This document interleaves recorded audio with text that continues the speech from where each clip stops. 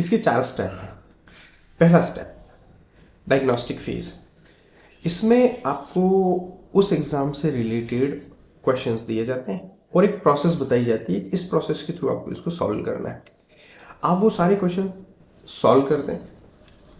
Backend में क्या होता है, हमारी टीम उन एक एक क्वेश्चन की मैपिंग करती है टॉपिक के अकॉर्डिंग, आपकी नॉलेज के अकॉर्डिंग और आपके लर्निंग बिहेवियर के अकॉर्डिंग। उन सारी चीज़ों को हमारी एक शीट बनी हुई होती है, उस शीट के अंदर ऑर्गेनाइज किया जाता है। हम कोशिश करते हैं कि 4 से 5 हज़ार क्वेश्चन जो हैं आप उसमें सॉल्व करें और उसके बेस पे हम आपकी वो शीट तैयार करें, जिसको हम मैपिंग शीट कहते हैं। दूसरा जो फेज होता है, जो दूसरा जो स्टेप है, उसमें काउंसलिंग कॉल होती है। उन 4 हज़ार 5 हज़ार क्वेश्चन के बेस पे आपके साथ में एक कॉल ली जाती है हमारे जो सीजन मेंटोर होते हैं उनके द्वारा। वो आपसे आपकी नॉलेज के बारे में और आपसे आपकी लर्निंग हैबिट्स के बारे में बात करते हैं। नॉलेज से मेरा मतलब है कि कौन सी चीज़ें आपको आती हैं, उन्होंने अभी तक जितना आइडेंटिफाई किया उसके बेस पे, और कौन सी चीज़ें आपको नहीं आती हैं, किन चीज़ों में उनकी गहराई कितनी है आपके पास में, किस लेवल तक वो चीज़ें आपको आती हैं, इन चीज़ों के बारे में डिस्कशन किया जाता है। दूसरा जो डिस्कशन किया जाता है आपसे, वो आपकी लर्निंग हैबिट्स के बारे में डिस्कशन किया जाता है। लर्निंग हैबिट्स आप ऐसे समझ सकते हैं, जैसे आप ये पाएंगे कि आपके तुक्के और आपके दोस्त के तुक्के अलग अलग तरीके से लगते हैं। हो सकता है कि आप अगर 10 क्वेश्चन करते हो, 10 तुक्के लगाते हो और आपके 10 के 10 गलत हो जाते हो या 9 गलत हो जाते हो, लेकिन आपका दोस्त जब 10 तुक्के लगाता है तो उसके 6 तुक्के सही हो जाते हैं, 7 तुक्के सही हो जाते हैं। आपको लगता है कि उसकी किस्मत शायद अच्छी है, लेकिन एक्चुअल में ये ऐसा है नहीं। ये आपके लर्निंग हैबिट्स का पार्ट है कि आप तुक्कों को किस तरीके से परसीव करते हैं। अब ये जानकारी आपको मिलेगी कब? ये जानकारी आपको मिलेगी तब जब आप एग्जाम में जाएंगे और एग्जाम में इस तरीके की हरकत करेंगे। इसके बाद आपको पता चलेगा एक्चुअली आपके तुक्के आपको पे करते हैं या नहीं करते हैं। जबकि होना क्या चाहिए, आपको कभी भी किसी को भी पूरा सिलेबस कभी कवर होता ही नहीं है, उनका सारी चीज़ें कभी उनको समय पे याद आती ही नहीं है। 60-70% मेजोरिटी में आपके क्वेश्चंस आपके सही हो जाएंगे, लेकिन आगे की जो सफ़र है आपकी, वो तुक्के के भरोसे भी चलता है। मतलब आपको 2 क्वेश्चन के अंदर कंफ्यूज, 2 ऑप्शन के अंदर कंफ्यूजन होगा। अब अगर आपके तुक्के का साइंस अगर आपका अच्छा है, अगर आपकी प्रिडिक्टेबिलिटी अच्छी है, तो आप बेहतर तरीके से काम कर पाएंगे उसके अंदर, बेहतर रिजल्ट्स आप दे पाएंगे उनके अंदर। लेकिन आपको पता ही नहीं कि आपके तुक्के एक्चुअल में काम करते भी हैं आपके लिए या नहीं। तो आपको उस तरीके की चीज़ें, आपकी लर्निंग हैबिट्स के बारे में आपको बताया जाएगा कि आपको तुक्के लगाने चाहिए या नहीं लगाने चाहिए। अगर आपके तुक्के मान लीजिए खराब है, तो आपको ये भी बताया जाएगा कि आप ऐसा क्या करें कि आपके तुक्के इंप्रूव हो जाए। दूसरा होता है इंट्रोस्पेक्शन। आपने अक्सर ये देखा होगा कि आप सिली मिस्टेक कर देते हैं एग्जाम के अंदर। अब घर आके आपको लगता है मैंने 2 या 3 क्वेश्चन के अंदर सिली मिस्टेक कर दी है, और उन सिली मिस्टेक्स की वजह से आप उस एग्जाम से बाहर हो जाते हैं। अब ये सिली मिस्टेक्स का जो प्रॉब्लम है, सिर्फ आपके साथ ही नहीं है, ये बहुत सारे लोगों के साथ में। अब इस सिली मिस्टेक्स के बहुत सारे रीजन हो सकते हैं, लेकिन आपका रीजन बिल्कुल अलग होगा। आपको पता ही नहीं होगा वो रीजन क्या है। बस आपको एक ही चीज पता चलेगी, आप एग्जाम में गए, आप सिली मिस्टेक करके आ गए और आप बाहर होके आ गए।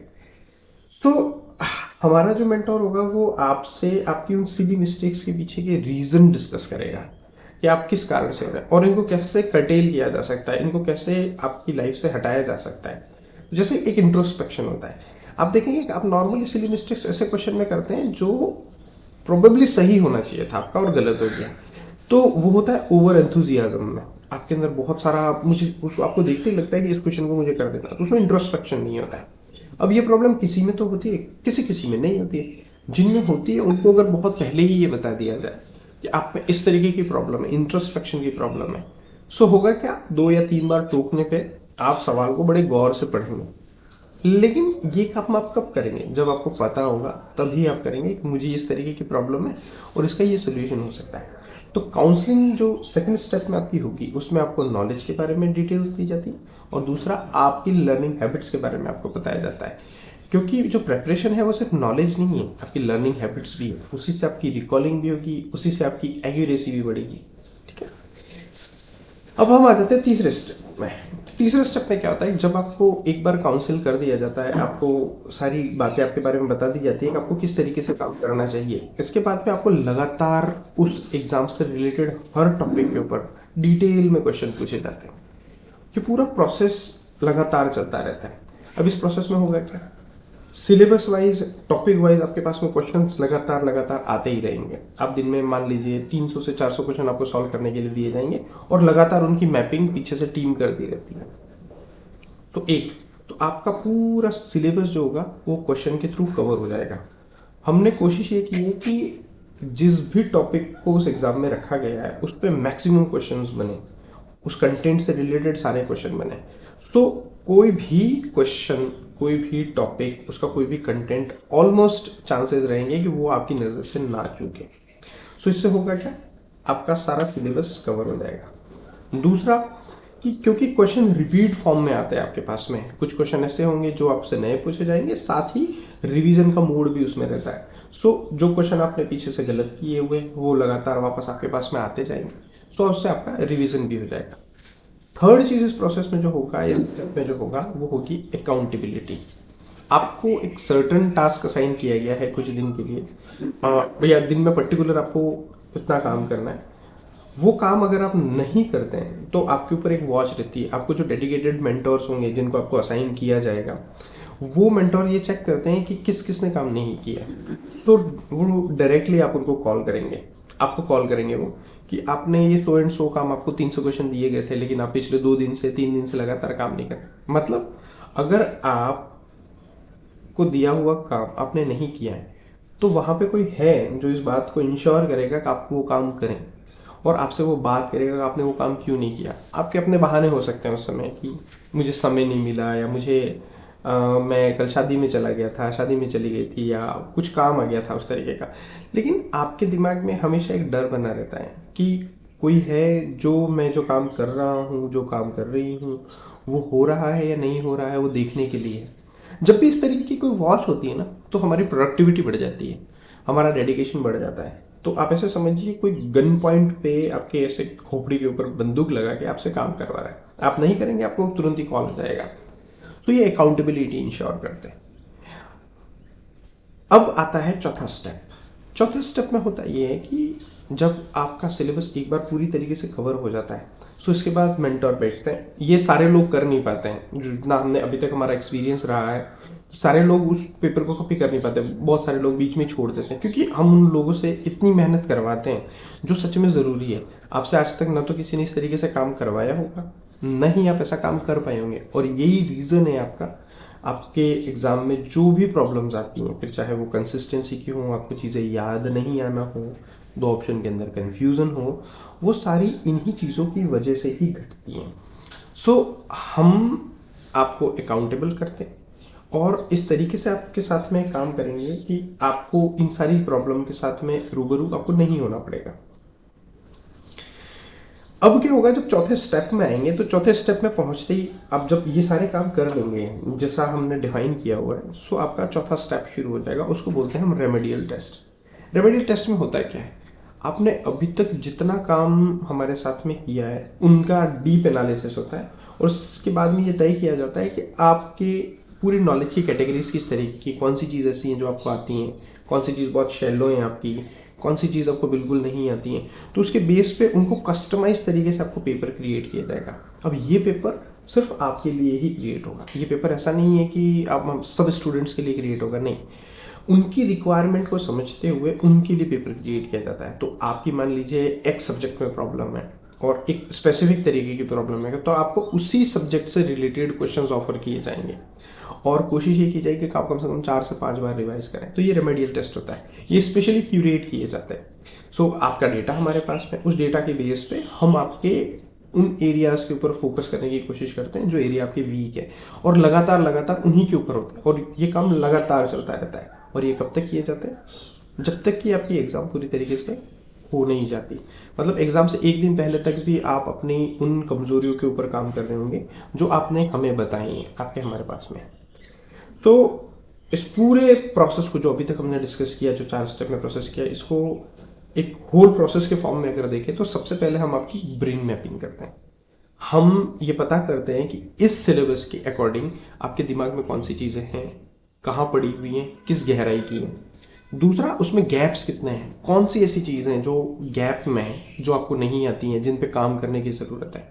जब एक बार वो हो जाती है, इसके बाद हम उसके ऊपर उन गैप को फील करने का काम करते हैं। तो हम आपको उनके आंसर्स भी बताते हैं, आपके बारे में भी प्रॉब्लम्स को बताते हैं। और जब आप उन गैप को फील कर रहे होते हैं तो हम आपको ट्रैक भी करते हैं कि क्या आप डेली बेसिस पे काम कर पा रहे हैं, जो कि आपकी सबसे मेजॉरिटी में प्रॉब्लम है। आप कंसिस्टेंट नहीं रह पाते, लगातार काम नहीं कर पाते। तो हम ट्रैक करते हैं उन सारी चीज़ों को कि आप में ग्रोथ हो रही है नहीं हो रही है, आप लगातार काम कर पा रहे या नहीं कर पा रहे। तो ये पूरा होल प्रोसेस है। अभी इस प्रोसेस को फॉलो करने से किसी भी स्टूडेंट को फ़ायदा क्या होता है? सबसे बड़ा फ़ायदा होता है कि स्टूडेंट कंसिस्टेंट हो जाता है। कंसिस्टेंट होने के पीछे दो बड़ी वजह हैं। एक तो क्योंकि कोई आपके पीछे हमेशा लगा हुआ रहता है, हमेशा चीज़ों को ऑब्जर्व करता है आपके, तो इसलिए आप कंसिस्टेंट हो जाते हैं। दूसरा, आप सेल्फ से कंसिस्टेंट होने लग जाते हैं, क्योंकि आप जो भी काम करेंगे वो काम रजिस्टर होगा और आपको खुद को पता चलता रहेगा कि आज मैंने इतना काम किया और उस काम की क्वालिटी ये थी। लेट्स से आपने 400 क्वेश्चन किए, तो शाम होते ही आपको ये बात पता चल जाएगी कि मैंने 400 क्वेश्चन किए थे, जिसमें से मेरे 250 क्वेश्चन सही हुए थे, 150 गलत हुए थे। ये पहली बार ऐसा है कि जब आप आपकी प्रिपरेशन को माप सकेंगे कि मेरा 65% पोर्शन कवर हो रहा है, 35% पोर्शन के अंदर मेरी प्रॉब्लम है। दूसरी जो चीज़ आपको इसके साथ मिलेगी वो आएगी आपका हाई मोटिवेशन। हमारा मोटिवेशन कब हाई होता है? जब हम कोई काम करते हैं और कोई हमें उसका फीडबैक देता है, तब हमारा मोटिवेशन हाई होता है। जब हम कोई काम करते हैं, उसमें सफलता मिलती है, तब हमारा मोटिवेशन हाई होता है। तो आपको इससे फायदा होने वाला है हाई मोटिवेशन का।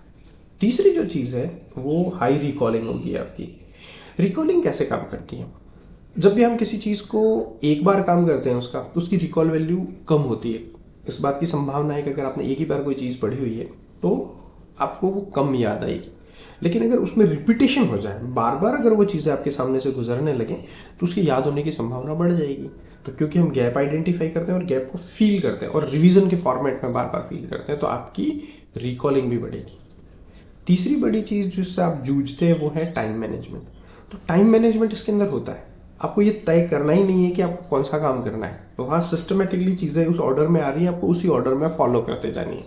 और बिल्कुल एक फिक्स विंडो है, आपको 3 से 4 घंटे इसके साथ में देने हैं।